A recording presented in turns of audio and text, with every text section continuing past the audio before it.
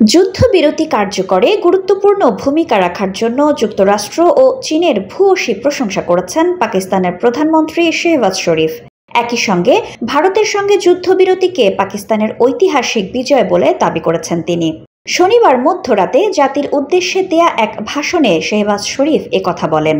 ভাষণে পাকিস্তানের প্রধানমন্ত্রী যুদ্ধবিরতিতে গুরুত্বপূর্ণ ভূমিকা পালনের জন্য ডোনাল্ড ট্রাম্পের প্রশংসা করেন এবং সৌদি আরব, চীন, তুরস্ক, কাতার এবং যুক্তরাজ্য সহ অন্যান্য দেশকে ধন্যবাদ জানান।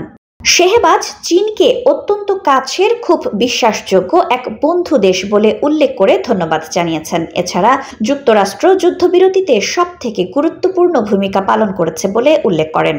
পাক প্রধানমন্ত্রী বলেন, আমরা শান্তিকামী রাষ্ট্র, কোটি কোটি মানুষের বাস পাকিস্তানে, প্রত্যেকের জন্যই লাভজনক হবে ভেবেই আমরা যুদ্ধবিরতির এই পদক্ষেপ নিয়েছি। পাকিস্তানের প্রধানমন্ত্রী দাবি করেছেন যে তার দেশ একটা ঐতিহাসিক বিজয় পেয়েছে। এর জন্য তিনি সেনাবাহিনী, নৌবাহিনী এবং সশস্ত্র বাহিনীকে এক এক করে নাম উল্লেখ করে ধন্যবাদ দিয়েছেন।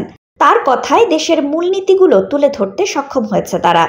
ভাষণের শুরুতেই শেহবাজ শরীফ বলেন, কেউ যদি স্বাধীনতাকে চ্যালেঞ্জ করে তাহলে আমাদের প্রতিরোধের জন্য যা করতে হয় করব। তার দেশের বিরুদ্ধে বিভিন্ন ভিত্তিহীন অভিযোগের নিরপেক্ষ তদন্ত দাবি করেন পাকিস্তানের প্রধানমন্ত্রী।